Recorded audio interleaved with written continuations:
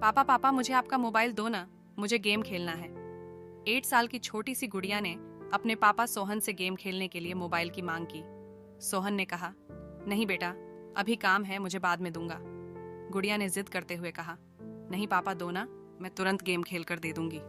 सोहन ने फिर से कहा, नहीं बेटा, मैंने कहा ना, मुझे अभी काम है, मैं बाद में दूंगा।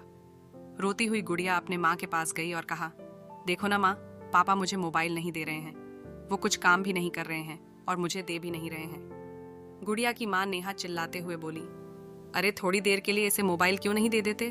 तब से सिर खा रही है। ये आजकल के बच्चे मोबाइल के कीड़े बनकर रह गए हैं। मोबाइल और कंप्यूटर के बारे में जितना हम माँ बाप को पता नहीं होता, उससे ज्यादा तो इन बच्चों को पता रहता है।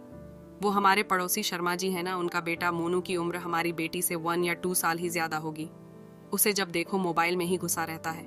कितना एडवांस हो गया है उनका बच्चा। मोबाइल तो अलग बात है, वो लैपटॉप भी चला लेता है। कितना मैच्योर बिहेव करता है वो। लगता है हम किसी बड़े लड़के से बात कर रहे हों।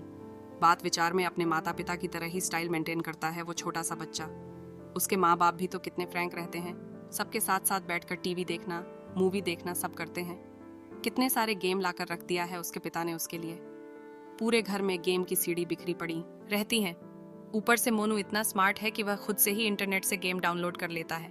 उनके बेटे को कभी रोते नहीं देखा। दूसरी तरफ हमारी बेटी को देखो, बात बात पर रोती रहती है, हर समय मोबाइल की रट लगाए रहती है। एक आप हो कि उसे तो मोबाइल देते ही नहीं। सोहन ने कुछ सोचते हुए कहा, वो सब तो ठीक है, उसके गेम खेलने के लिए एक अलग से मोबाइल दे दूंगा, लेकिन इस तरह वो ज्यादा मोबाइल यूज करेगी तो उसके आंख पर बुरा असर हो सकता है। नेहा कुछ नहीं बोली तो सोहन ने कहा, मैं अभी किसी काम से बाहर जा रहा हूँ, लगभग 10 मिनट में आ जाऊंगा, फिर हम लोग सब मिलकर कहीं घूमने चलते हैं।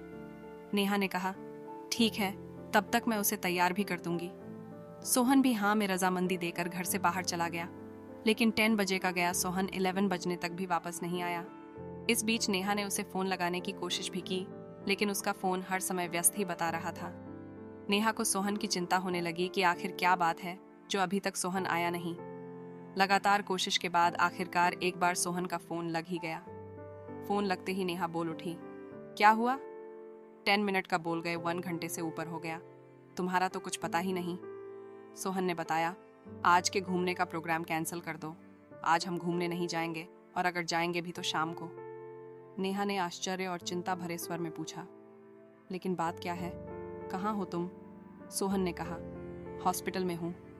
नेहा चीख पड़ी, क्या? हॉस्पिटल में क्या हुआ तुम्हें? सोहन ने कहा, मुझे कुछ भी नहीं हुआ, मैं ठीक हूँ और मैं तुम्हें अभी कुछ भी नहीं बता सकता, घर आकर सारी बात बताऊंगा। लगभग शाम तक सोहन वापस आया। आते ही नेहा ने सवालों की झड़ी लगा दी, तुमने तो कहा था शाम को घूमने चलेंगे, ये टाइम भी निकल गया, अब गुड़िया को कैसे समझाऊं? सुबह से सज धज कर तैयार बैठी है कि कब पापा आएंगे और वह हम सबके साथ घूमने जाएगी। सोहन ने कहा, उसे किसी तरह समझा बुझाकर खिला पिलाकर सुला दो, मुझे तुमसे कुछ जरूरी बात करनी है। नेहा ने ऐसा ही किया। रात को सोते समय नेहा ने सोहन से पूछा, अब बताओ क्या हुआ, आज दिन भर किस काम से बाहर रहे? सोहन ने बताया, वो हमारे पड़ोसी शर्मा जी है ना, उन्हें एक परेशानी आ गई थी, उसी में लगा रह गया।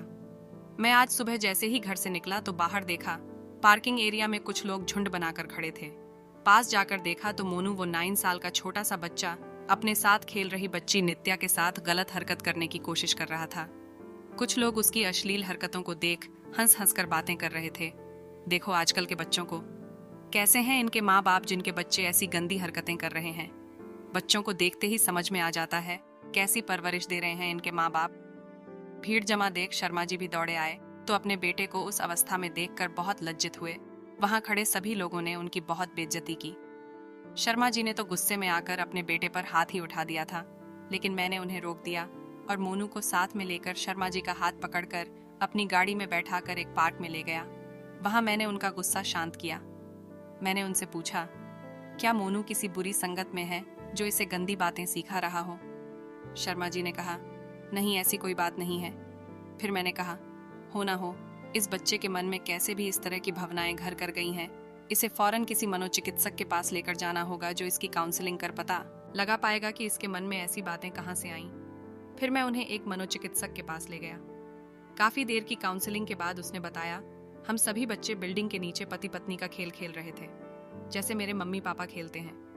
मेरे पापा दूसरे शहर में काम करते हैं और हर शनिवार को आते हैं और रविवार की शाम को चले जाते हैं। जब तक पापा बाहर रहते हैं माँ बहुत ही प्यार से उनसे बातें करती हैं, और जब भी पापा आने वाले रहते हैं मेरी माँ मुझे जल्दी सुला देती है। मैं भी उनसे बहुत सारी बातें करना चाहता हूँ। सुबह पापा देर से जगते हैं और मेरे लिए उनके पास समय नहीं रहता। पापा के आने के पहले माँ के कमरे में एक सीडी रखी थी, जिसे देख मैंने सोचा ये मेरे गेम की सीडी है, और उसे लैपटॉप में डालकर चेक किया। तभी माँ अचानक मुझे सुलाने आ गई। मैं भी सोचता था कि पापा के आने से पहले माँ मुझे जल्दी क्यों सुला देती है। फिर मैंने रात को सिर्फ सोने का बहाना किया और पापा के आते ही सब कुछ छुपकर देखा कि माँ उन्हें प्यार से गले लगाती है और उसके बाद वो कैसे खेलते हैं। मोनू की यह सब सुनकर मेरे और शर्मा जी के पसीने छूट गए। डॉक्टर ने उसे कुछ दवाइयाँ दी हैं और साथ ही सलाह भी दिया है कि तुरंत ही उसका यह माहौल बदल दे।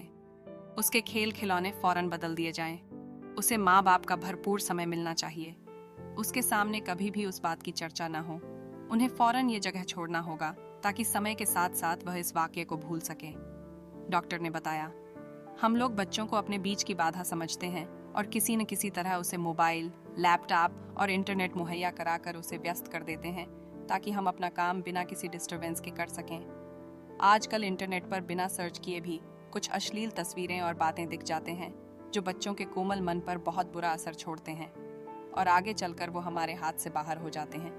नेहा ये सब सुनकर स्तब्ध रह गई थी। सोहन ने आगे कहा, जब शर्मा जी ने घर आकर मोनू के गेम की सीडी चेक की तो उसमें भद्दी वीडियो वाली सीडी भी मिली। इसके साथ ही उसके मोबाइल में भी कई गलत साइट्स की हिस्ट्री थी, और जानती हो उसने तो बहुत ही अश्लील ड्राइंग भी बनाया हुआ था। ये सब सुनकर नेहा कांप उठी। उसने झट से कहा, सुनो जी, हम अपनी बेटी को अलग से मोबाइल नहीं देंगे, और कभी देंगे भी तो अपनी निगरानी में प्रयोग करने को कहेंगे। हम अपनी बेटी के साथ ढेर सारा समय बिताएंगे और हर सही गलत बात के लिए उसका उचित मार्गदर्शन भी करेंगे। सोहन ने भी सहमति में सिर हिला दिया। दोस्तों, अपने बच्चों के साथ प्यार भरा रिश्ता बनाकर उन्हें सही गलत की शिक्षा देनी चाहिए, और सबसे महत्वपूर्ण बात कि उनके साथ ढेर सारा वक्त बिताना चाहिए, क्योंकि माता पिता होना एक बहुत बड़ी जिम्मेदारी होती है और परवरिश कोई खेल की बात नहीं होती है। क्या आप इस बात से सहमत हैं? कमेंट करके हमें जरूर बताएं। धन्यवाद।